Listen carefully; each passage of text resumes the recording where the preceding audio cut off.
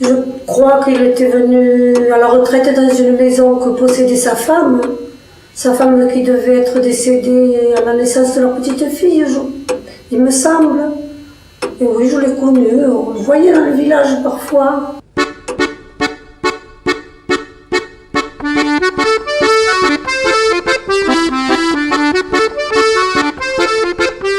C'était un retraité, attention, un retraité de la gendarmerie en plus.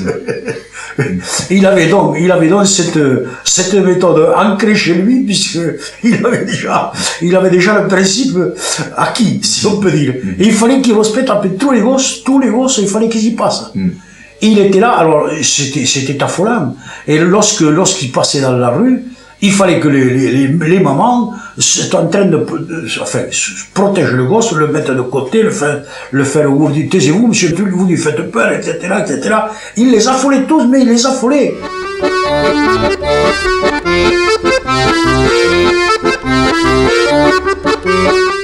Plutôt vous en parlez en tant que c'était presque un ami, plutôt qu'en professionnel, puisque je suis docteur et j'ai pas le droit de vous dire exactement tout ce qui s'est passé. Mais en fait, tout ce que tout le monde savait, c'est évidemment il avait évolué et par un bien sûr. C'est le moment de prendre le temps de sentir les crapauds qui ripaillent. C'est le moment de prendre le temps de voir les arbres à la fête. C'est le moment de prendre le temps de toucher du doigt la planète. Si le soleil te pique pendant le pique-nique, mettons-nous... C'était le gendarme à la retraite d'autrefois. Maintenant, les gendarmes, c'est pas du tout pareil, c'est pas la même chose, la police. C'est pas les gendarmes qu'on a, c'est le poupeillote. Des fourmis dans la tête, des rouges, des noirs et des verts, des oiseaux dans les pieds, des moineaux, des alouettes, des fourmis dans la tête, des rouges et même des verts, des oiseaux dans les pieds. Il gueulait après tout le monde, il avait tout un tas de difficultés avec les gens parce que il les critiquait pour ci, pour là, enfin pour tout un tas de comportements, et alors que bon, et finalement pour comment dirais-je, pour terminer sa carrière de retraité, il a été obligé de prendre quelqu'un, une femme, non pas pour l'épouser, parce que puis ce serait bien gardé d'épouser une autre femme. Ça aurait fait des frais, puis ceci, cela, enfin bref. Des fourmis dans la tête, des rouges et même des verts, des oiseaux dans les pieds, des pinsons et des fauvettes du poète narrant. La nécessité de marcher sur la tête, de voler dans les blés. Dans ce cas-là, un baptême, c'est plutôt une cérémonie gay, mais dans ce cas-là, c'était plutôt triste. Bon, il était en costume sombre, cravaté de noir, avec un brassard comme on faisait à l'époque. Sur le vêtement, on mettait un brassard noir. Et naturellement, quand on amène un bébé à l'église dans ces conditions, c'est plutôt triste. Eh ben les petits cons, vous allez m'acheter des nouvelles petits cons. Non mais alors. Il avait donc cette capacité extraordinaire de faire peur, mais ça, et sans faire d'effort. Il se promenait dans Marseille, c'était la dictature, quoi, presque. C'est comme ça, hein. Il travaillait beaucoup avec sa belle-sœur qui faisait la charcutière. Il allait faire des marchés, avec lui il y allait pour porter la saucisse, tout ça sur les marchés. Et les mères de famille, certaines mères de famille, pas toutes, elles disaient, tu sais, si tu passes ça, je vais le dire à monsieur. Toi sous un caillou, la fraîcheur est dessous, c'est le temps qui peut tout, arrange ou lui fait tout. Quand le coucou perd son chant, c'est la caille qui le prend. Les pinsons sont aux buissons, les chenilles aux oisillons, les humains aux champignons et les limaces aux hérissons. Les pinsons sont aux buissons, les chenilles aux oisillons, les humains aux champignons et les limaces aux hérissons. Des fourmis dans la tête, des rouges, des noirs et des verts, des oiseaux dans les pieds, des moineaux, des alouettes, des fourmis dans la tête, des rouges et même des verts, des oiseaux dans les pieds, des pinsons et des fauvettes du poète narrant. La nécessité de marcher sur la tête, de voler dans les blés, de chanter à tue-tête, que ce silence est beau. Donc il a été veuf de très bonne heure, il était seul avec sa fille, et sa fille c'était toute de sa famille, bien sûr, et il était un peu exclusif. Sa fille, il n'y avait que sa fille. Lui, il aurait voulu jouer de l'accordéon quand il était jeune, et il a exigé que sa fille apprenne l'accordéon, ce qui ne lui plaisait pas beaucoup. Mais malgré tout, il fallait... Et alors tous les jours, c'était plusieurs heures d'entraînement, et c'était pour satisfaire plutôt le désir de son père, le désir manqué. Et elle a été obligée de jouer de l'accordéon contre sa volonté, contre son gré. Elles sont bien là, les petites misères, bien tous les jours et bien partout. C'est comme autant de petites guerres, des saloperies de tous les jours. Et vous n'avez rien vu, non, vous n'avez rien vu. Et vous n'avez rien dit non plus. Et vous n'avez rien vu, non, vous n'avez rien vu. Et vous n'avez rien dit non plus.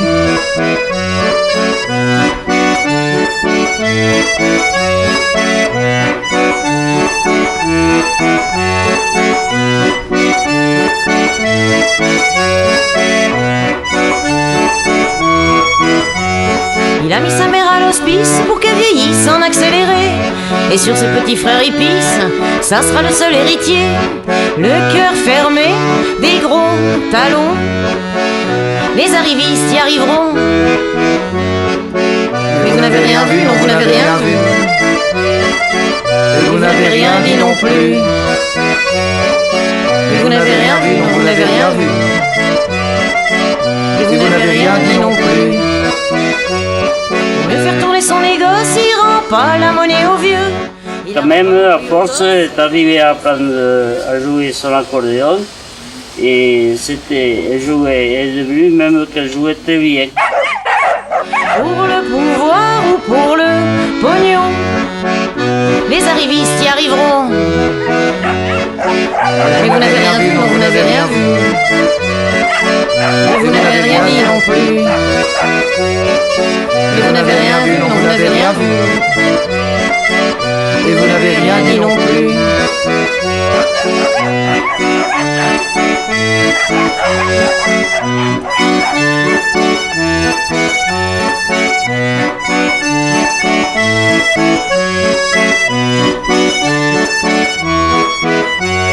À ses enfants ferme son cœur, leur innocence lui fait peur. Il les tient pour responsables de tout ce qui l'accable. Un grand coup de ceinturon, les arrivistes y arriveront. Mais vous n'avez rien vu, non, vous n'avez rien vu. Et vous n'avez rien dit non plus. Mais vous n'avez rien vu, non, vous n'avez rien vu. Et vous n'avez rien dit non plus.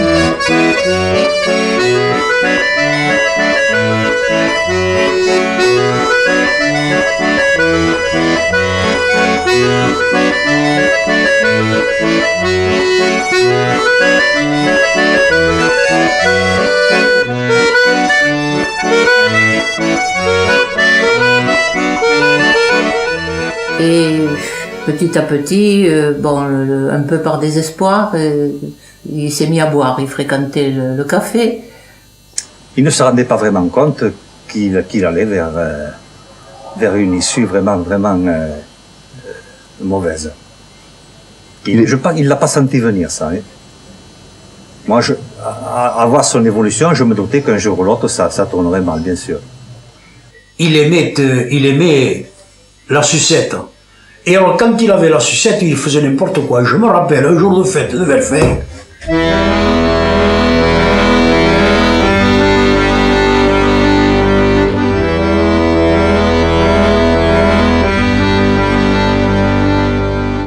Elle était mignonne, elle était jolie, elle était coquettement mise aussi, parce que malgré tout, son père tenait à avoir une fille qui soit bien habillée.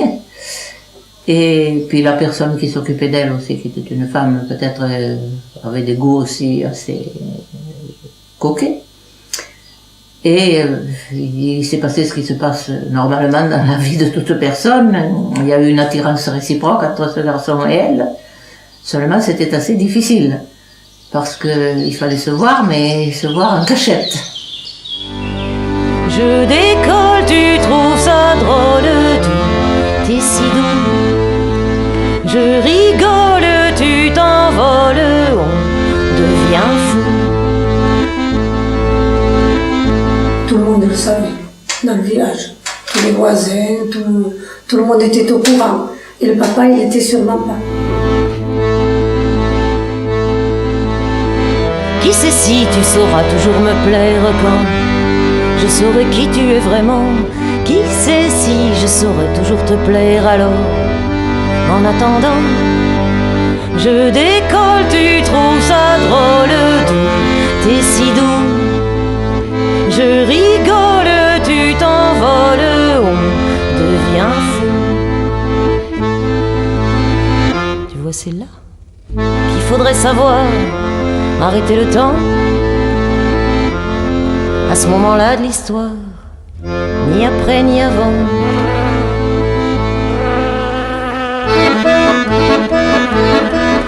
Alors, qu'est-ce qu'on dit? On dit qu'il. On dit qu'elle. On dit qu'ils. Ah, moi ça m'étonne pas du tout. Et moi, ça ne m'étonne pas du tout. Comment, vous ne savez pas? Vous ne l'avez pas vu? Ah, mais... Non, mais pourtant je le tiens depuis hier, mais bah ces moi, gens de la vie. J'en on peut étais pas. sûr, j'en étais C'était évident, sûr. depuis le début. Il est trop bien pour elle. Moi, je pense que c'est elle qui est trop bien pour lui. En tout cas, c'est bien fait pour eux. Oui. C'est difficile à cacher, ça. Un jour ou l'autre, ça, on s'en aperçoit. Et alors, quand il a eu cette révélation, il l'a très très mal pris.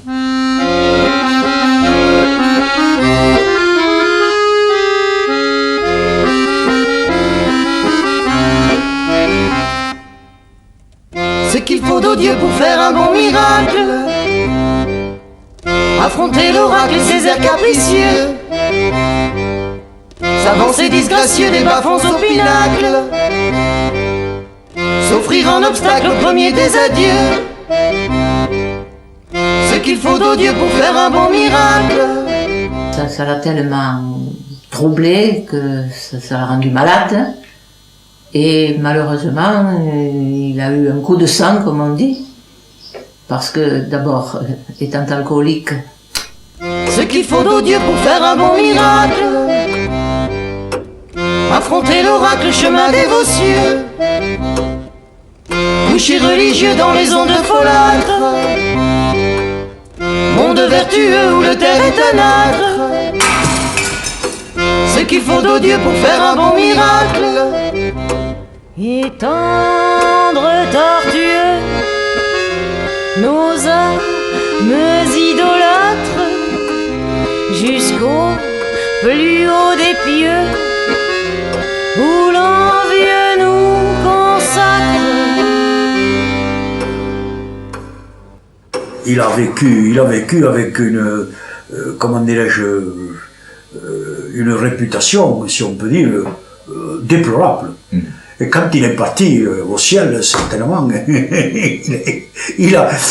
tout le monde a poussé un bon cri de soulagement. Ah oui, il n'était pas coté. Ouh là là, il n'était pas coté.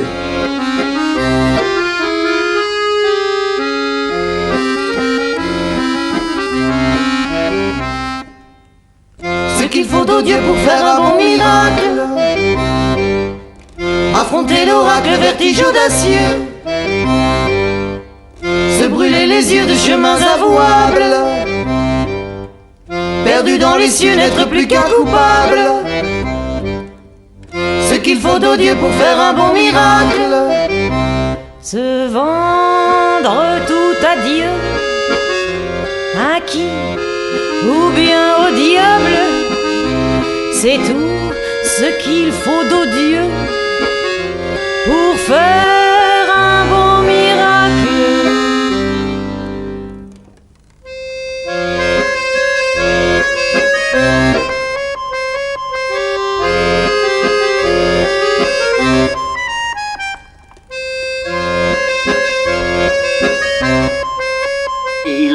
suivi. Et puis au moment de tirer, ça y est, il a eu une crise cardiaque, tombé foudroyé. Il avait déjà un organisme qui était affaibli. Et bon, ça lui est monté au cerveau, comme on dit, et il a eu ce qu'on appelait une attaque, c'est-à-dire une hémiplégie ou quelque chose dans ce genre-là. Pour faire un bon miracle, pour faire un bon miracle. Un miracle, oui, c'est un miracle pour la fille, surtout. Pas pour le bonhomme, pas pour lui. C'est dû certainement en grande partie à la vie qu'il a menée quand il a été à la retraite. Une vie qui n'était pas très saine, c'est le moins qu'on puisse dire.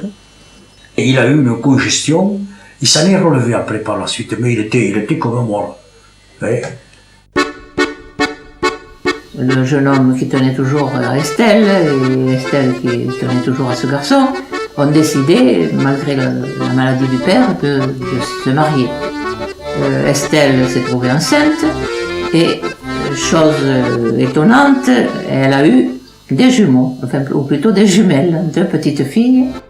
C'est le moment de prendre le temps de sentir les crapauds qui ripaillent. C'est le moment de prendre le temps de voir les arbres à la fête. C'est le moment de prendre le temps de toucher du doigt la planète. Si le soleil te pique pendant le pique-nique, mettons-nous à l'ombre et soyons bien contents. L'orage aurait pu fondre et la pluie nous confondre, et même avec le vent, soyons bien contents. Des fourmis dans la Des terre, rouges, des noirs et des verts, des oiseaux dans les pieds, des moineaux, des alouettes, des fourmis dans la terre, des rouges et même des vertes, des oiseaux dans les pieds, des poissons et des fauvettes, du poète narrant. La nécessité de marcher sur la tête, de voler dans les blés, de chanter à tue-tête, que ce silence est beau. Ben, quand même, c'est pas possible, vous pouvez pas faire attention. Ce ballon, voyez bien comment je le pépais quand même. Alors.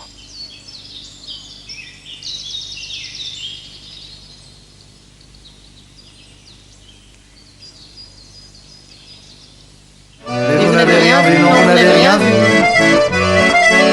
Et vous n'avez rien vu non plus. Mais vous n'avez rien vu, non, vous n'avez rien vu. Et vous n'avez rien dit non plus.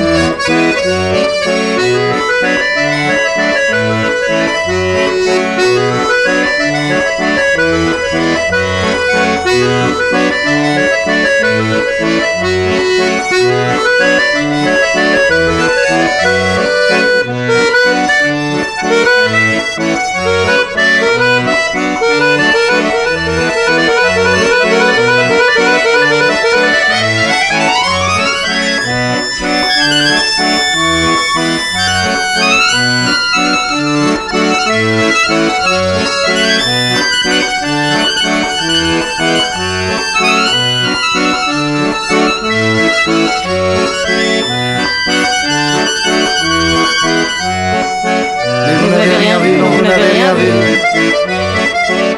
Et vous n'avez rien dit non plus. Mais vous n'avez rien vu, non, vous n'avez rien vu. Et vous n'avez rien